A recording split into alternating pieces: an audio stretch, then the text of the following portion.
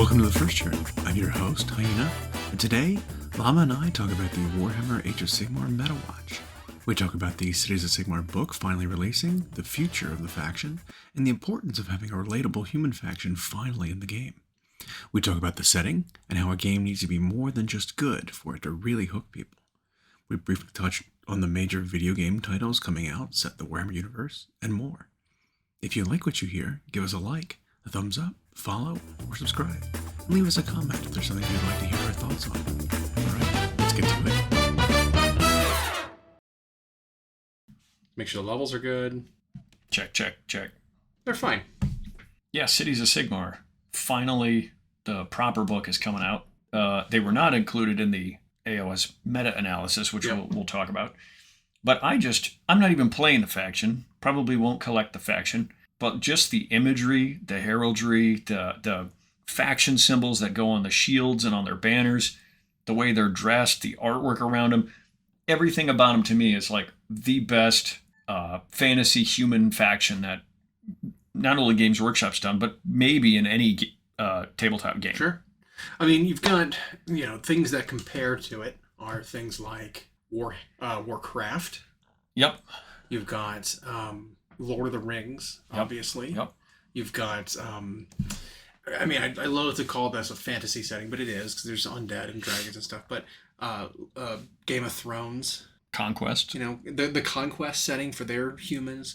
There's tons of different fantasy-ish things that are... I think this has the most character. Mm-hmm. I really like it. I know there's a lot of people that don't, because it's such a change from what Empire was. And it's like, A, well, that's the point. Yeah. And B, Empire's not going away. It's going back to where it came from. Correct. So like the Empire models themselves are not like, well, put them away. They're moving back to the game they're from. They were basically borrowed by AoS for long enough that they could then be put back into the game proper when they... Yeah, and like, it was not only a way to finally give us a proper AoS human faction, but they've expanded the lore, so it's not just what are the Stormcast doing and whatnot. Right. Or what's happening at various realm gates. But imagery-wise, it is like the most grim-dark faction in AoS. I mean, one of the characters has a pet zombie that he uses to help guide the souls of the fallen. Like, that's super weird. The studio paint jobs even for them are pretty next level. Mm-hmm. They've got they went beyond the tabletop clean, mm-hmm. where you've got their big shields with like the guns in them or whatever that just have these gradients from where the paint still is to where it's really dirty at the bottom. The metal's dirty, but not sloppy. Mm-hmm. I just think. And then now that I've got some of the bits, because I got that hunter pack out of the Warcry box, and you see just how small they are, but the details packed in them, and yet they just seem like they'd be a joy to paint.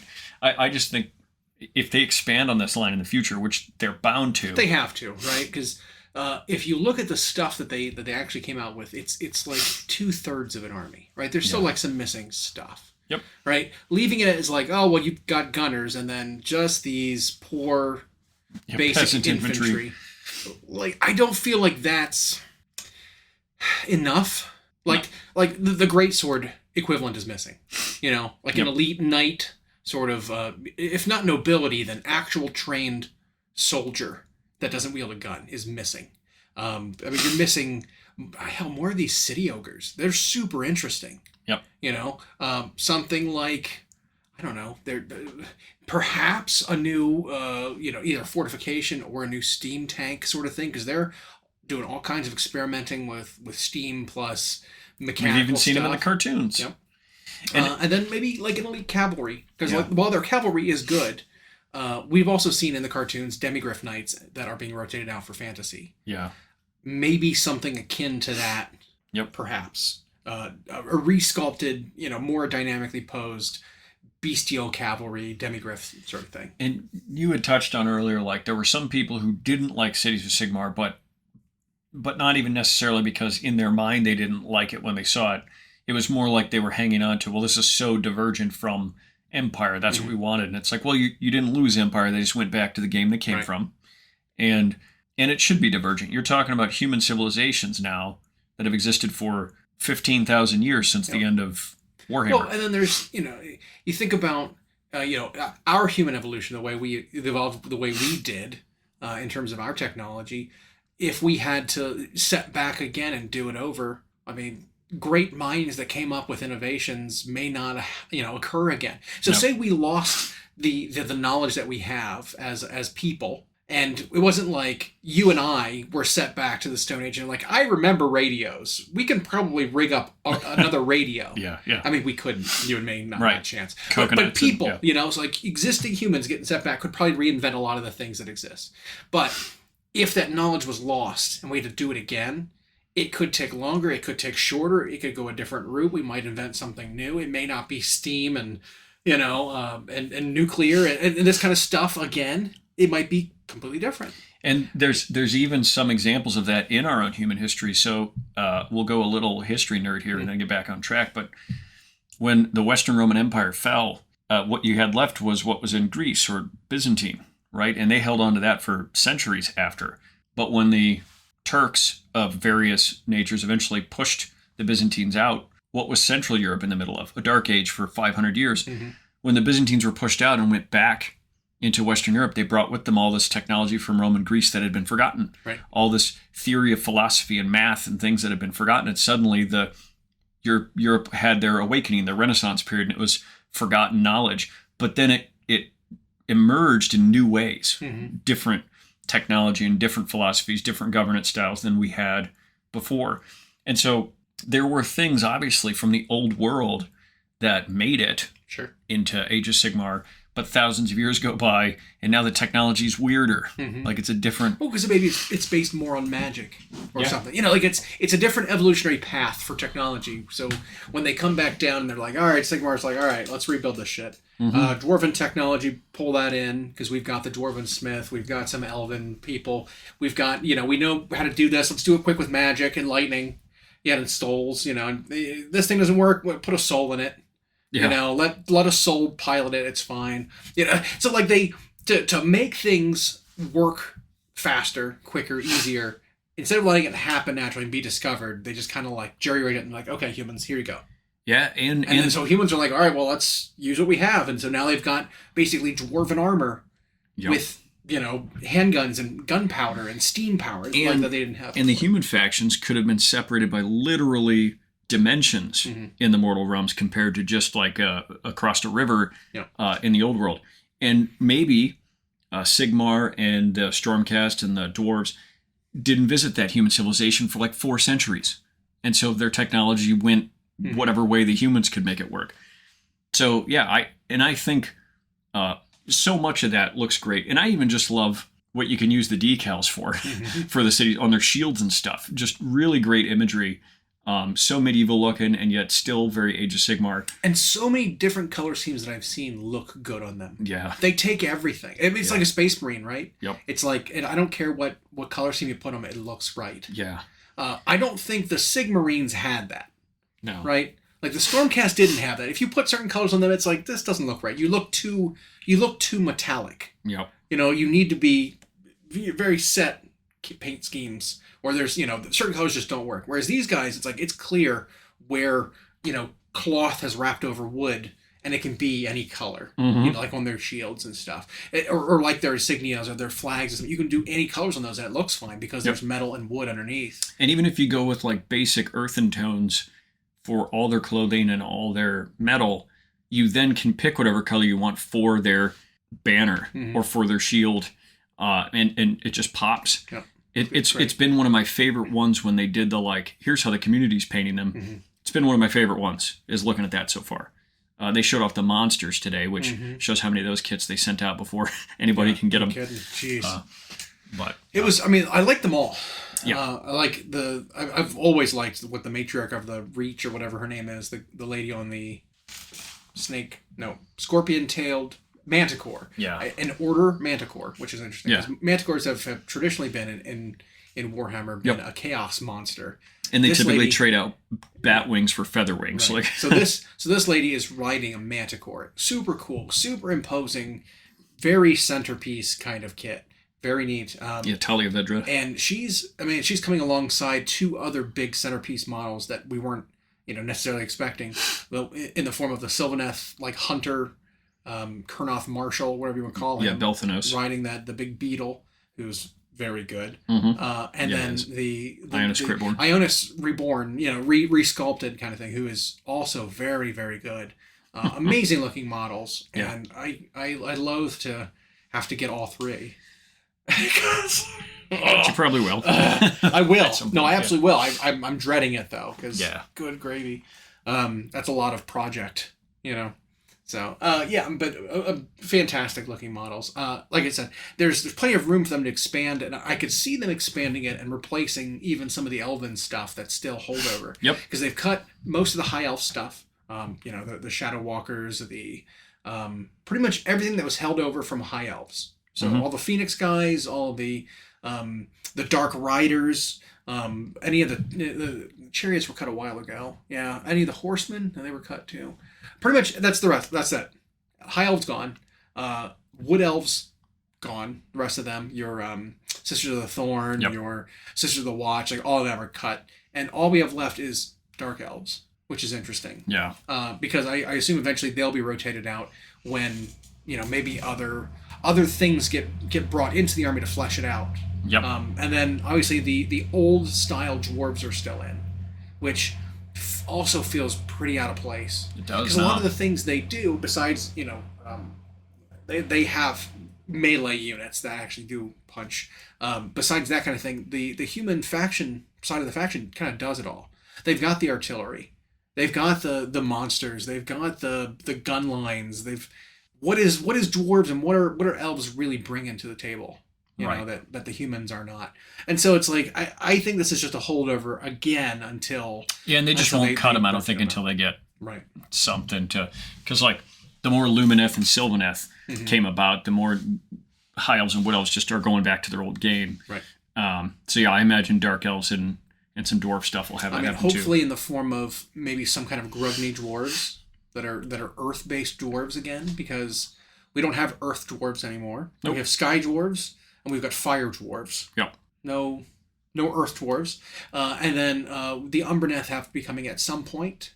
The Shadow Elves, which I assume will fold back in, if not the Dark Elf kits, similar units to them that you can use them as, or, use them as that until they rotate back into Old Fantasy. And then there's a new thing. Give us the totally weird, Because I would love new sculpted, like Executioner, updated Executioner style units. Maybe no more robes. Maybe actual... Think of like Incubi from 40K, but fantasy versions of those. You're like your Dread Knight sort of Dark Elves. Quick, hard hitting, not the best saves, but still not... What's the D&D unit that's like the Dark Paladin kind of thing?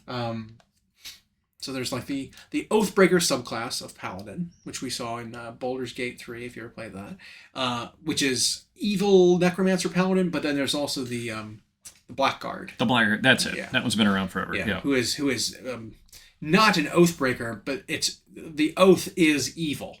You swear your allegiance to an evil god, and you become a paladin of them. Yeah. And then I guess they gave us the Metawatch, which does not include the new cities. Correct. Which we speculated was because the book is on its way already. Correct. It's already out. No one's used it in any kind of results. What use is the old, the old data, or maybe even no one's playing cities. Not enough people played cities for the Metawatch to even register them, because the new book is in people's hands, but not canon yet. And so many of the models aren't available yet. Right.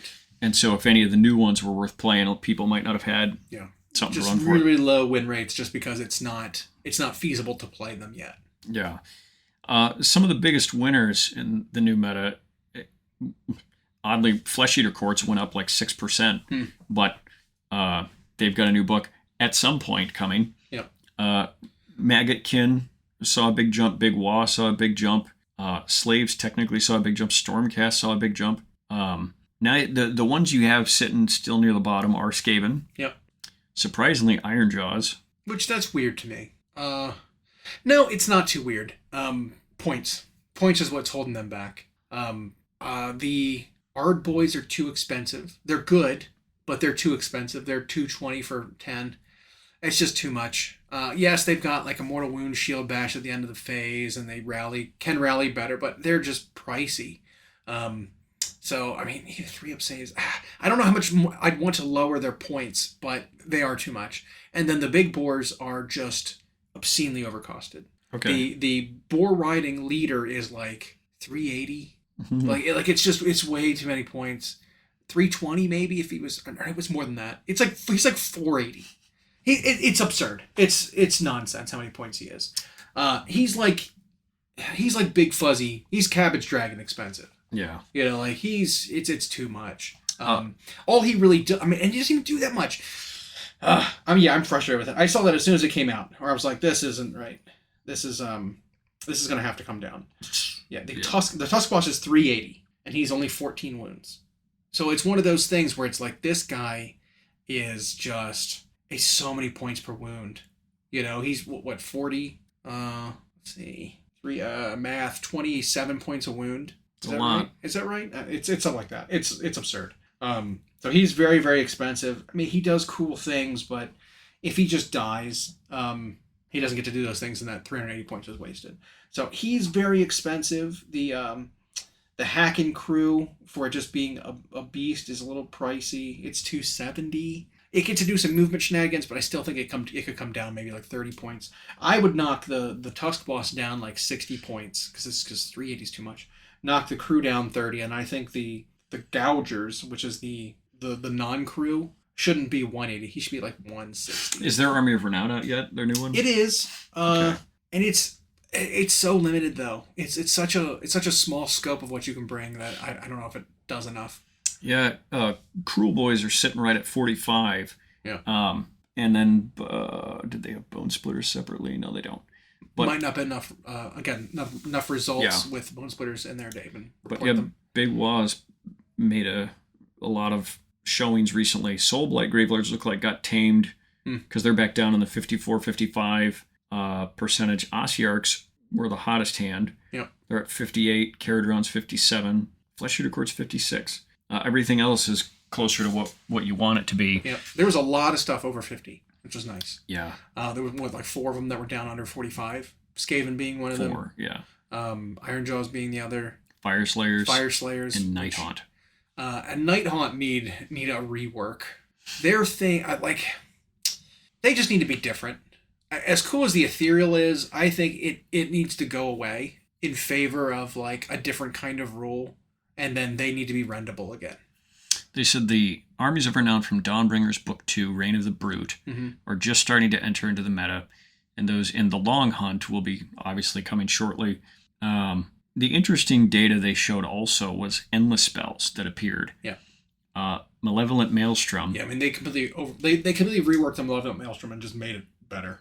Basically, it's armies that included it had a 58% win rate. It's a detriment to you if you try to dispel it, because if it charges up enough, you don't just get rid of it; it blows up anyway. Yeah, it's pretty good, and it does something else too. It's got some kind of passive. What was it? It is a 50-point endless spell. It's predatory, so it moves obviously. It blows up when it's removed from play if it's charged up, and it just nukes everything within 12 inches of it. It's just like a huge area of effect. Dealing flat 3 mortal wounds to wizards. D3 to everything else, and it's guaranteed. There's no chance of it happening. It just happens. So for 50 points, area denial, it's a huge space that it takes up. It's pretty good. Think about like the amount of area that the Skaven and the spell denied. The triangle lightning one, right, where it slows you down. You take damage if you start near it. You take damage if you end near it, and then you're slowed and you can't run. Like it did too many things, and you had to deal with it, or you were just you lose. That sort of deal. This one is kind of like that. It's just it's very, very good. I mean that's a pretty silly stat that just including that spell gave armies such a win rate. I mean it was good armies, I'm sure. On top of that. But that's something to think about if people are rolling into any AoS tournaments. I mean, especially because it's a neutral spell. It's not for any one army specifically. Yeah. So, pretty good. And I'm sure there are synergies and combos you can do that lets you move them farther. You know, certain wizards bound to them can move them an extra 6 inches or set them up further away. Is that one Nagash can use? Yeah, of course. Yeah. Yeah. It's a universal one, so. Wonderful. It was good to see, I don't know, some that have sort of been at the, like Stormcast were struggling for a really long time. Yeah. And they jumped up into the 49%, which was good to see. Magakin jumped, but it seems like theirs has almost solely been because of one thing, and it was just the Glotkin got cheaper. Mm-hmm. And now all these armies are including him. Which is really funny. Yeah. And he's pretty good. He does a lot. He's got a lot of wounds. He has a lot of damage that he outputs. He's slow. Mm-hmm. But it just seems like they knocked just enough points off him to justify it all. Some of these armies also got extra secondaries added to their books too, which might be reflecting some of this. Basically giving these armies a few couple victory points for one turn. Yeah. That's new battle tactics. It says where some of those armies got. It didn't help Skaven. Skaven got a new one. It didn't help them. Nope. Because their battle tactic is retreat from combat and score points. Which is like, well, if you're retreating from combat, you're not attacking. Yep. And so, yes, you get victory points, but you're just going to get charged again. You did nothing. Yeah, and their arrow stayed from the last one. That didn't do much for them. There were all kinds of rumors about Skaven getting an overhaul and getting new models and getting the Tyrannid / Primaris / Necron treatment, whatever, where they get like big a gigantic stuff. Release. Pretty much all their kits get updated, sort of deal. That'd be great. I would love it. They again are another army that it's either update them or get rid of them. Yep. As much as that would hurt to get rid of them, it like you're not doing anything with them. Yeah. So their stuff's getting to where it's so old. It's even hard to get a hold of. And their rules relatively maligned that it's at a point where it's like you either have to redo them or get rid of them. And I think Seraphon had hit a point like that where it was like they were either so reliant on a really old battalion and their models were all super old, and then they got like a great big update, and now they're doing just fine. Yeah. Which I liked. I'm glad they stuck with it and then Sigmar'd them a bit. Mm-hmm. Like that's what they need to do. And Skaven already can have weird high fantasy tech. They already kind of did in the end times when we got Storm Fiends. It was like Frankenstein stuff. Yeah. They were harnessing lightning and channeling lightning out of strange rocks and reanimating the dead, and they were already doing kind of weird and they things had like pipes that. And beakers and all over their. Yeah, because like when they showed us the aesthetic we got during the end times with Thankful and Bone Reaper, Storm Fiends, and those were like, oh, that's way different. And it was like they just needed more of that, and I'm sure they'll be good. So, but on the rumor mill, other than talking about Skaven, we're still in the dark a little bit about Flesh Eater Courts. Mm-hmm. Still no date. We're supposed to have another preview event coming up here. Yep. Shortly. Because we've got another major tournament in November. Mm-hmm. What is it? Nova? No, it's the World Championship. World Champs? Of the US Open. What else is in Nova? Wasn't there something else in November? Midmo. Midmo? That's a mid-sized, Yeah, the mid-sized. Is it the World Champs? Okay. Yeah, it's US Open, World Championship one. Then there'll be one in January. That's LVO. LVO. Big. Yep. Okay. Yep. And I don't know when the Bay Area Open is. But is there? Usually, I think last year they had something released around that time, but they didn't have like a presentation there, right? No, but apparently this is going to be one, or it might be an online Twitch, whatever. Okay. So they just did that one right before the U.S. Open in Tampa. Mm-hmm. It's going to be like that. Okay. Because the World Championships in November, they're going to day before or morning of or whatever do a big preview event just like that. Roll right into the tournament. Yep. Yeah. That's exciting. Which is exciting. I hope it's a little more Sigmar heavy. Like I know everything in 10th and 40K seems so new, and so that gets a lot of attention. Yeah. But Sigmar has been a game that we've like loved and kind of championed since it came out, and now it's. I think the Cities of Sigmar in particular did so much to literally flesh out the world, because with all fantasy stuff, there wasn't anything for humans to really relate to. Yeah. I mean, normal people. I mean, look at the statistics of any fantasy video game. What's the number one race in every single game? Human. When people When you have D&D everywhere I go, it's like, choose from, everyone chooses human. Because humans relatable. Humans flexible. Humans, versatile. They're always the good guys kind of thing, like that sort of deal. And so people tend to gravitate towards them. This came out without that sort of that reflection of a faction. There was no human civilization that was real. It's oh, this is just fantasy transplanted into the fantasy army of empire transplanted into a new setting. This doesn't feel right. And you're right, it didn't. Yeah. It didn't feel right. Aesthetically, it didn't even look right. Yeah. So now it very much looks very high fantasy. And you went from being more realistic fantasy, now Age of Sigmar is high fantasy. And we got our first taste of it back when like Hammer Hall and those mini games came out, those board games came out, and they were telling you all about what the humans were like there, but there wasn't like imagery of it. It was like, well, this sounds fascinating. Right.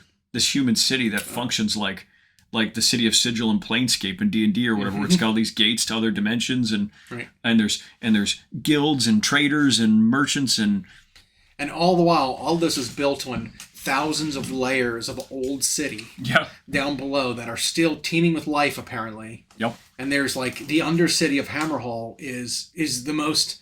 It almost feels like a Necromunda hive city. Right. Like it's just. There's so much going on down there that everyone's just oblivious to.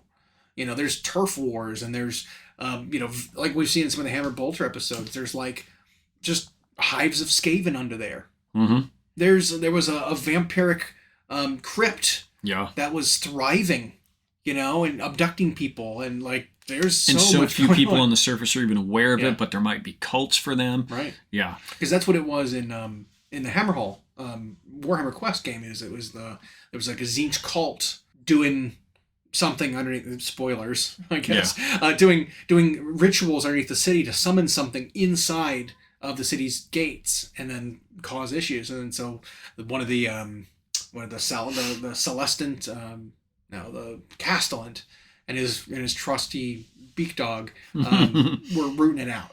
And it was super cool. It was great. And then we had recently those Warhammer Plus episodes where they were showing a little bit of the seediness of the town and how there's more going on now. It's really gross and gritty and but still human, right? Yep. There's still people sitting in taverns drinking while there's wars happening and while there's invasions happening. And those things were necessary because a lot of the early stories and artwork we got for Age of Sigmar were always what was happening on like the grandest scale among the gods kind of thing. It was the things we were seeing were what would be like depicted in murals in a museum of the history of these cities. Yep. They weren't like taking place while humans existed. This was the age of myth. This was a long time ago that these battles were happening. Yeah, grand imageries of these places in dimensions where there are chains the size of continents holding the inverted image of a god, or the necroquake, or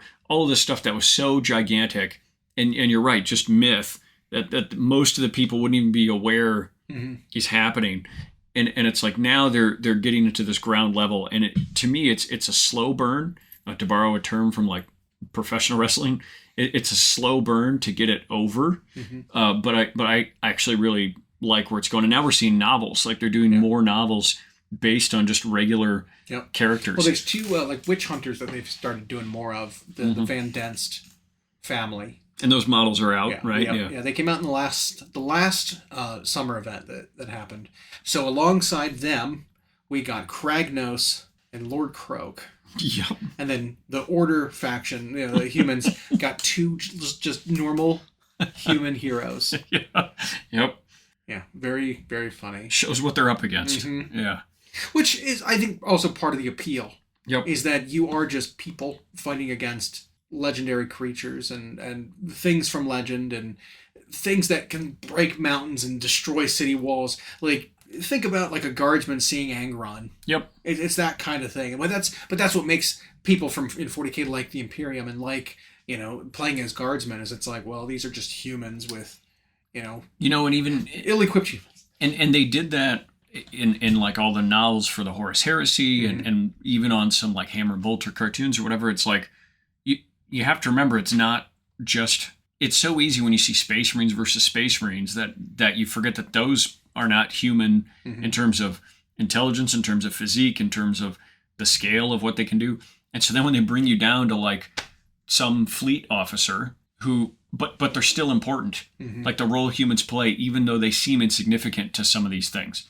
And now we're seeing more of that in Age of Sigmar, and I just really dig it. I think some of the bigger AAA titles end up helping that immersion too, give you a sense of it. There are a few games I think that really showcase that the importance of humans alongside of like Space Marines. One of them I think is actually going to be coming out soon.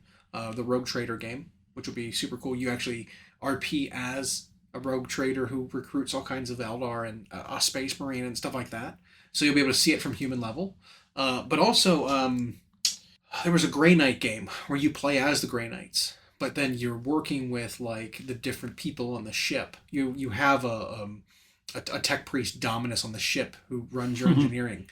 You've got an Inquisitor who's shown up and is like requisitioned you to help defeat the chaos in the sector. But it's like these humans, they command respect and authority in the Imperium, and they actually argue against the Space Marines. Yeah. And it's not like protocol just to be like, well, I'm not going to listen to you. I'm just going to squish you. Right. Like you can't just. It doesn't operate along the lines of like, bigger is better, is tougher. Might makes right, like an orc clan or something. Right. It's, you still have to follow decorum. You still have to follow like the hierarchy of like bureaucracy a little bit. So it is very interesting. And then they have like a fleet captain and everything in there that are just humans. Or in that one Hammer, was it Hammer Bolter? But Angels of Death, the Blood Angel one. Yeah. Super cool.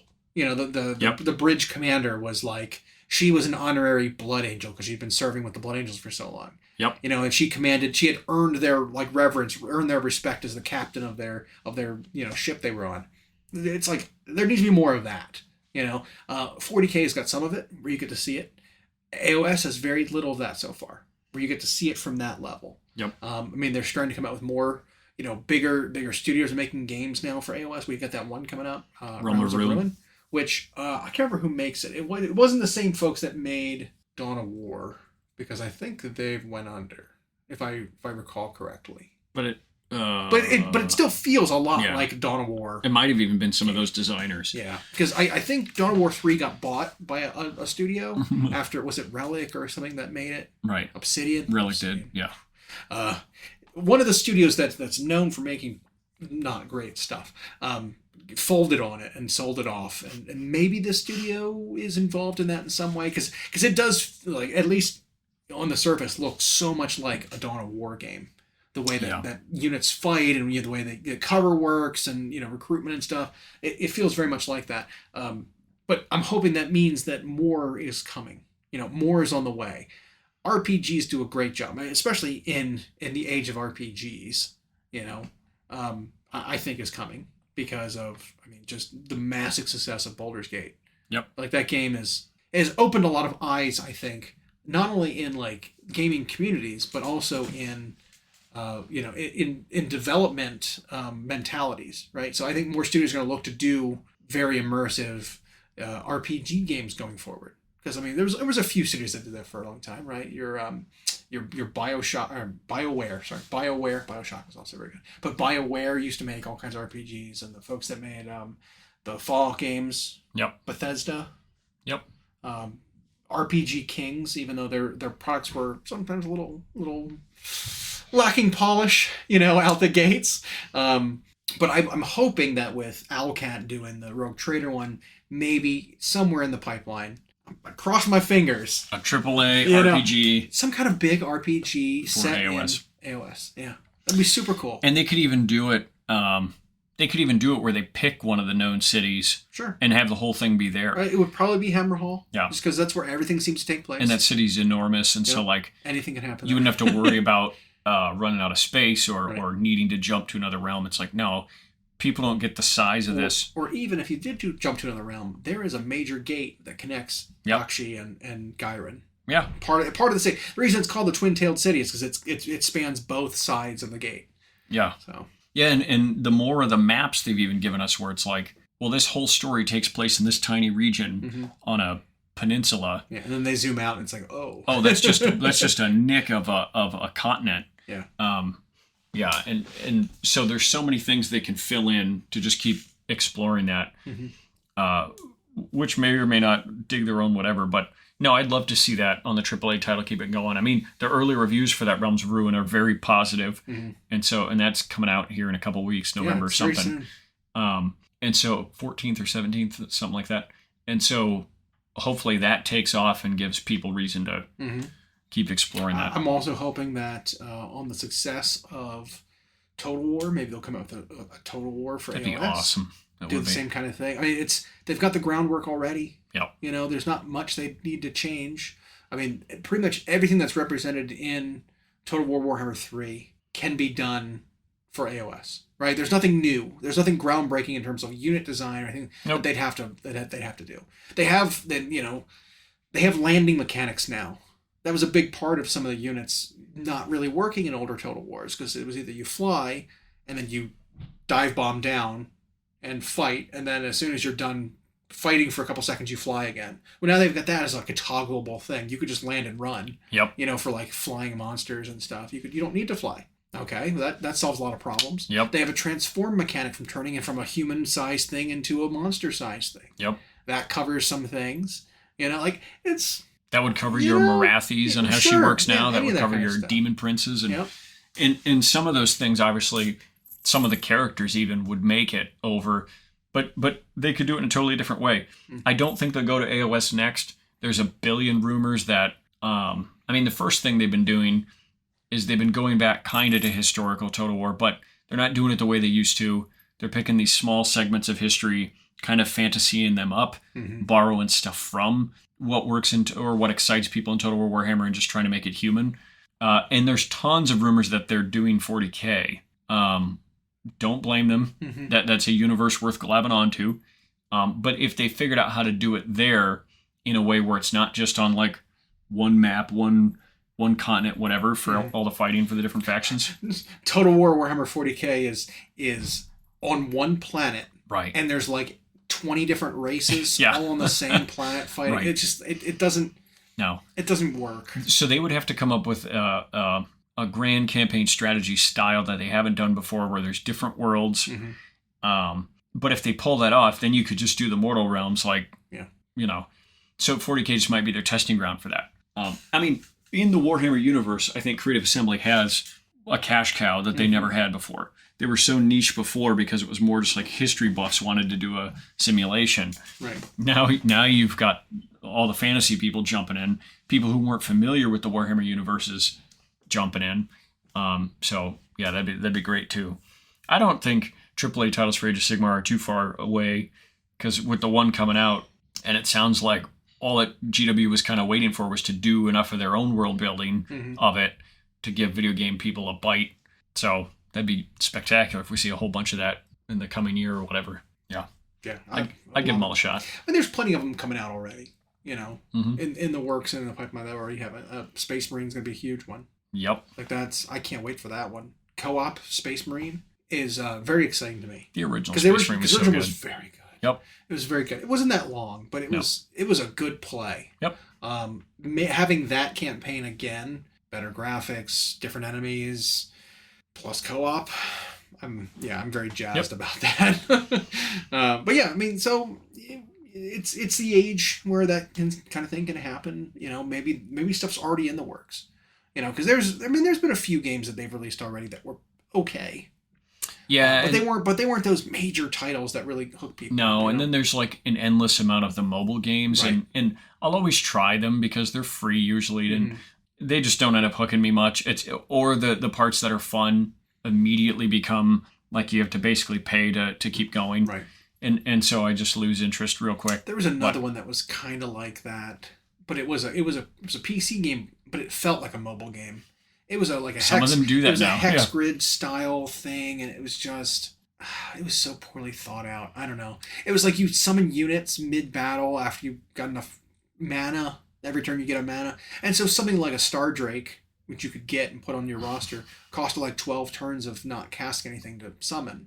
But like games were over. Yeah. You know, like it was weird. It was like how the original blood points worked or whatever. Oh yeah, blood tide points. Where I have enough to summon one unit of blood. All game's over.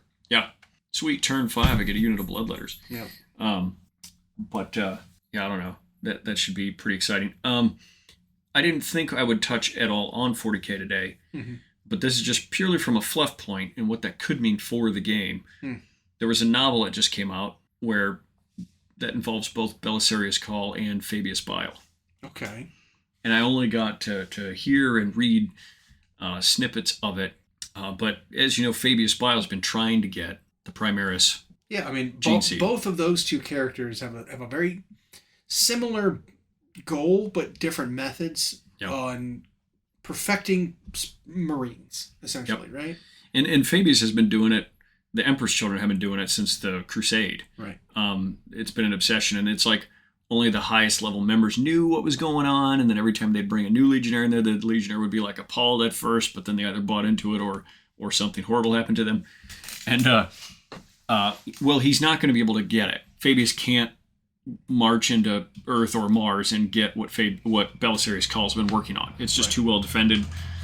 But I guess he found some way to actually get whoever that first that prototype Primaris Marine, Alpha Primus or whatever his name was, who Gilliman's met and who whatever. Okay. And was able to get the gene seed that way, and that's kind of how it's left. Some trap laid, but there's this old world that's just literally a artificial one that's like a disc that used to be a meeting point between Eldari and humans in eons ago. Okay. Hardly used anymore. Somehow some trap was set and he was able to get this Marine. You learn a lot more about Cawl himself, who's wildly interesting. Yeah, especially because he came out of nowhere. It's anytime they do that, right? Where it's like, this character's been around the whole time. Yeah. Okay, where? Yeah. So I'm just hearing about this now. You learn that the teeny bits of humanity that are left in him are absolutely pro the Emperor and pro the Imperium. That's always what his intentions are. Whether or not what they did confirm is that Cawl in theory is in fact AI. Okay. The other like Cawl minds are purely heretical. Sure. And then his little number 2 guy, whose name I forget, who travels with Gilliman, is absolutely AI. And Gilliman either isn't aware that he is, or is just accepting that he is for now. I mean, like, what if it's convincing enough? Yeah. What's it matter? / how do you know? Yep. You know, like. Yeah, and it just has to do with like because one of the greatest ages wiped out of the history of mankind involved AI, and so they tried to outlaw it. They tried to always have human-ish minds be in control of it. Right. Which is why they have bodies hooked up to technology and brains hooked up to technology instead of just letting it be on its own. But it sounds like Gilliman had tasked Cawl with, was it either the development of or how to reverse engineer the Necron pylons? Okay, so the warp busting stone pillars. And he kind of gave Cawl an ultimatum because he's like, this is taking too long. You have 1 year, which 1 year in Imperium time is not much. Time is nothing. Yeah. And so Cawl realizes he can't do it, and he doesn't. But he never wants to admit that he can't do it because of his 5 egos or whatever.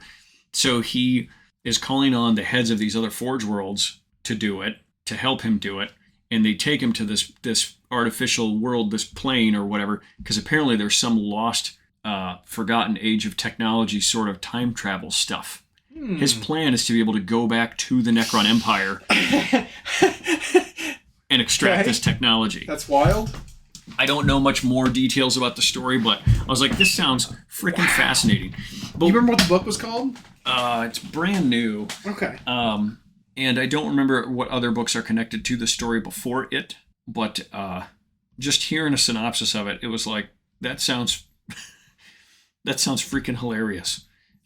So I think I had heard, because I had seen a campaign. Gene Father is the name of the book. Okay.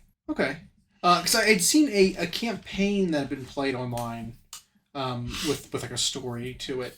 I don't remember who did it. It might have been like a mini wargaming thing. But one of their campaigns involved some time travel stuff that I think was was sort of canon-ish as like possible. I mean, because like we know reading the everything about John Irenicus. John Grammaticus? John, yeah. Yes, John Grammaticus. That idiot. That guy. Irenicus is magic character. Oh, okay.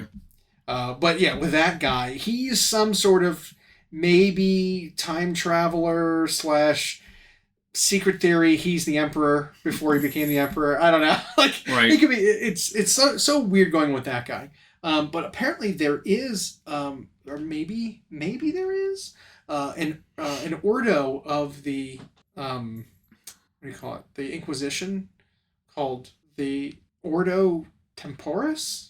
Okay. It's like the time police of the. Interesting. I think, and now don't quote me on it, but I think it was saying something like that. And it could be hyper secret. Right. There's plenty of ordos of different aspects, and there's like inquisitors following up on all kinds of different heretical things going on that aren't just the main 4 that have armies, right? Yeah. Or main 3: demons, traitors, aliens. Yeah, those are the 3 main ones. Yep. But there's plenty of other ordos that like no one talks about because they're not big enough or important enough, or it's one of those things. Only bureaucratic, or right, stuff like that, or it's something so small that they're doing that it doesn't reach the radar, and whatever they do accomplish doesn't make any waves, maybe by intention, right? Like if you fix a problem in the time stream, no one knew there was a problem to begin with, right? So maybe like think of I don't know if you've watched any of Loki.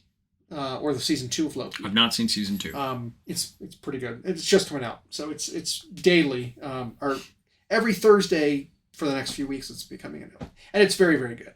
But it's that kind of thing where it's like, well, no one would know as long as we're fixing things properly. But the campaign that I watched was really cool because it was like some implications of a previous campaign, and how it ended was like, hey guys, this would have some implications in the 40K lore. In a major way, that you couldn't just take it on yourselves to like make this canon, because you can't just like have Gilliman be part of a battle in which he dies in your campaign that's set, prior to, when we've got, other events that he's in.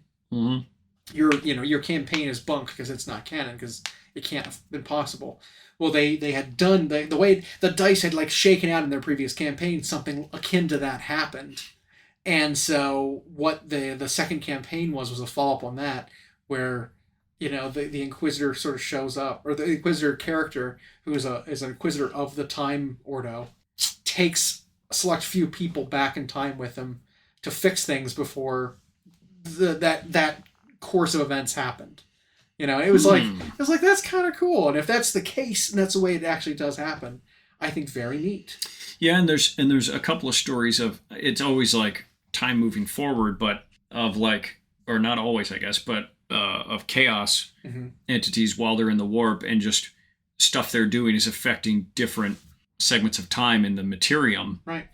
Again, a Hammer and Bolter episode on that, with that choir of the Plague Father. Yep. When they did that episode where they're like, well, we're attacking this citadel, but the defenses are up. He's like, wait for it. And then this defense is like decay and crumble as they're approaching. Yeah. Well, it turns out the thing that they were going to do affected all of time. And so they showed up when they knew that the thing would be affected from what they did in the future. Yeah. And so it was just like, it's this really weird, weird stuff happens in 40K. And as long as it's not too overarching of a thing, it can absolutely happen. Yeah, and especially when it's not like the main technology or magic or something in the universe. Right. Then it kind of works. And the fact that a lot of it's in theory or it fails. But even just like Call in general, it's like, sure, it's a guy that they brought in recently, but they make it seem like he's always been there. But his stuff is just so interesting to read about. I guess he even did things like he has like an AI simulation of Gilliman, just so that he can propose ideas to gauge how Gilliman will react. Now, it's not 100% accurate because as a Primarch, he's a totally different thing. But what I was talking about all of this for, because I may have even got some of the details wrong because I haven't read it all. But way back earlier in this episode, you talked about like the importance of humans, and there's a hierarchy, and it can't just be because I'm bigger, better, whatever. I just decide, Superman style, I just punch the problem. Like, Gilliman, for what he is, there's still decisions he's not allowed to rule on. Like, Kull wants so bad to be named Fabricator General of Mars. And I think some council on Mars and the High Lords just won't name him that for various reasons. They don't trust him. He's not like Chaos, but he's heretical, kind of. He's messing with things. He's a wild card. Yeah, he's the Charlie. You can't let him have control of Mars. It's too close to home. He's just messing with stuff in a way that no matter what his intentions are, it could still be bad. But even Guilliman, it turns out, doesn't have the authority to name him Fabricator General. He still has to defer to these High Lords, who a lot of them are human, like are just regular, human guys. So there's still people with that level of authority and importance that they can decide. And the demigods of the universe can't. I don't know how many stories we've got quite like that in Age of Sigmar yet, but hopefully. Yeah, I mean, there's a few that are... The universe keeps getting more interesting. I definitely want to go and look at and actually read, because aspects of different parts of the world that just aren't Stormcast are interesting. Yeah. Right? There's one called God Eater's Son. That I don't know if it's just one book or if it's a series, but from what I can tell, my limited looking into it, it's something to do with a very relatable Chaos Lord who makes some good points and is doing his chaos thing out of like most of the Dark Oath, out of either tradition or out of necessity or out of spite of the gods who it didn't help their people, right? Because while these gods are not, pretty much no god in any setting is omnipotent and correct and all powerful. Yep. They have to focus their attention certain places and then delegate other tasks to other people. Yep. Right, or other followers, and people can sometimes scheme without them knowing, and whatever they are. No god is a capital G. Right. And so, when Sigmar is doing his thing and he's claiming people's lives as they're being slain and elevating them to his golden chosen, he can't do that everywhere all at once. Right. And so, certain good people do end up dying in these kind of, conflicts. And so I think the God Eater's Son story is something about the spitefulness of this guy who either felt forsaken by these other gods, and so turned to where he needed to or to where he could. A very much like an Erebus, a Lorgar situation. Oh, sure. Where it's well, if my dad won't do it, and then I'll find other ones. A little bit like that. But apparently he ascends and it becomes a powerful champion, and it's kind of following him. So I thought that would be a super interesting read, or any of the new Gotrek stories too. Yep. The Slayer, Realm Slayer, whatever. Even Knave Black Talon is. Yeah, it's another one. She's super interesting because you find out there's this. She's got so much human left in her as a Stormcast. Yeah, and there's, despite how many times she's died, and there's this and she's got the guy who watches over her basically, who has to kill her sometimes, and then you've got this possibility, although Chaos could just be messing with her, that she was once this Chaos champion. Right. And so her story becomes fascinating. I think that series for her, along with I guess some books have come out, and then that new model line, it has made her almost like one of the faces of the whole setting, which we've said all along. We felt Warhammer Fantasy, the old world, didn't really have a face. You had characters who were famous, but there wasn't that iconic unit, that iconic artwork, that iconic faction in the old world like there was in 40K, where it was they could always put up a Space Marine in blue and you knew exactly what it was. Right. And they could do that with the Stormcast for a long time, but it's now she's the one everybody knows. She is the Stormcast everyone sees. And because she's so human. Yeah. She never wears a helmet. Never wears the helmet. Face, so it's there. Has that makeup and wild hair. And oh, man. And I tell you how... Because I was looking at the old Knight Zephyros model. That was her model when she originally came out. How much better her new character model is than that one. Yeah. Whew. I'm really excited. That might be one of the kits I'm most excited about during the release of the Cities release, is that unit. Finally, it's coming out, because we saw about it months ago, right? So much character in all 5 of those models. They're amazing. And apparently they're being made specifically for AoS. Yeah. So they're going to have rules in it to be played as in a Stormcast tournament. Which is great. Who knows how many points they're going to be? Who knows if they're going to be like a Gobblepalooza? You bring all 5 of them and then they split up and they're 5 separate characters or something. Like we have no idea, no real indication yet. Yeah. But man, I just want to put this. I want to paint those models. They look great. Yeah, they really nailed it. And it's weird because it's not like their model making technology or abilities when AoS started was much different than it is now. Mm-hmm. But it's just like they didn't have the aesthetic down quite right at the game. And now in 3, all we've seen is just like home run after home run. And then there's also rumors that both through hints at story stuff going on in this campaign with Iona's Cryptborn coming back, is that they're heralding maybe he's not the only original name that's going to get a new thing. Maybe Vandus Hammerhand's going to get a resculpt. Okay. We have a new character. He was the original Dracoth Rider. Dracoth Rider, yep. Yeah. In the old starter set. Yeah, the old starter set. It was on the Tactical Rock with the hammer. Vandus Hammerhand might get a new model. Maybe he's riding something bigger. Maybe he's another Dragon Rider. That would be super cool. Then there was talk about old Stormcast getting aesthetic upgrades to Thunderstrike armor, which is the newer, to match slimmer, the newer guys, kits to match them, because they showed that off in Realms of Ruin. They showed off the fact that the liberators in that were in fact wearing Thunderstrike armor with slimmer, the sort of oval shields instead of the kite shields and things like that. And it was more like the Roman Republican Legion shield style, that tower shield with the rounded ends, which made a lot more sense when you had a spear.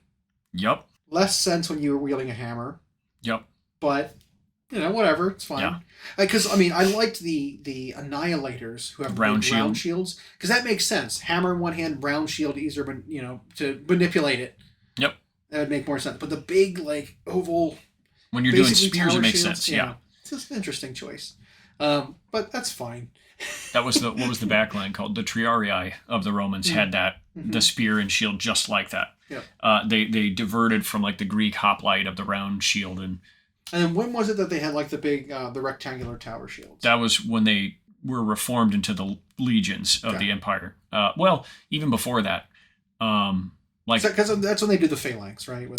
The phalanx was the Greek formation. There was the shield wall, and then there was the phalanx with the sarissa pike, and that was just more or less a buckler because it was a 21-foot long spear. That was Alexander's move. Macedonians did that, the Antigoda dynasty. But Romans had their maniples, and they could levy their legions super fast, and then they did that under the Republican era. But when you had Caesar and Julius Caesar and what's his name? Why can't I remember him? When they were fighting each other in the Civil War, they started to have that sort of shield look, that kind of tower shield and the sword. But they would have 2 pila that they could throw. Right. That were designed to bend once they penetrated someone, so they couldn't be reused. That's pretty mean. That's pretty smart, because you don't want your opponents throwing the weapons back at you. Because when it was just a regular javelin, you could pick it up and huck it back. Yeah. Very funny. But so I wonder if there is going to be some kind of a new, Roman reformation style, where it's okay, so now the old models are going to get newer kits. Because they would have that. They'd have military reforms, and it would change their new. And in the story, the Thunderstrike armor actually was made to help navigate a problem. Something with the black skies. That was a way to try to intercept the souls of the dead, so that Stormcast couldn't reforge. This armor apparently is supposed to help with that. So there was a lore reason to change, not just we're changing the aesthetic. But now that they're locked onto the aesthetic of the newer models, like you were saying, the technology for the plastic models hasn't changed. But now when they have the aesthetic, they can actually start adding some variation to the models, adding some dynamism. They can give them dynamic poses and heroic poses and do cool things. And cutting that aesthetic into them. When that last chamber of the Stormcast came out, those guys with the shield and spear, it was that should have been their liberators. Yeah, exactly. And we said that, exactly. These look so good. This should have. They still made them look superhuman sized. Yeah. But they proportionally were just better looking. Yeah. they had allowed them way more options for their range of motion and because the old Liberators were basically just shield, hammerback, disco pose, and they were super chunky. That was just a better look, and I hope that's what they just decide. Yeah. We're going to redo Liberators like this. And so I don't know. I mean, again, old Liberators still be useful, and you don't need to get new ones, but you should because they look better. But I wonder how far they would go if they do. If it's going to be them, it's going to be the Paladins. Paladin's going to be resculpted, or the Judicators going to be resculpted. Like how far would they? And it's go? weird because it's like, well, it's not that old. Yeah. But it is kind of old. But 6 years. Yeah. When you think of the most popular faction. Yeah. If you go edition through edition of Space Marines, for example, I'm not saying Stormcast or anywhere near that level, but almost every edition, when Space Marines got their new codex, the Tactical Marine box would get redone, and with whatever updates they've come up in their CAD process. And so I wouldn't be surprised if some of those original ranges, got a lift, and then some things maybe even got cut, because it's not like they're lacking for stuff. Pompey, that was his name. Okay. That's who Caesar was fighting. Anyway, they had legions with like those, and like that carried into the Empire days. But yeah, they were always doing reforms. So that would make sense if this functioned like that for the Stormcast. And it could even be, when 4th edition comes out and Skaven gets the starter box spot, it's against Stormcast like it always is. Sure. And there's new Stormcast models in it or something. Something along those lines. Wouldn't that be cool? Yeah, a little extra, little more food for the Stormcast pot. Yeah. Speaking of, let's eat. Like Skaven, let's eat. Thanks for listening. We hope you enjoyed. Check out our new episodes every Friday at Google Podcasts, Spotify, and Audible, or on Podbean. You can also follow myself and Llama on Instagram for more. We are at Hyena Paints Minis and at Llama Paints Minis. Music provided by Kevin MacLeod at Incompetech.com. And as always, we'll catch you next time.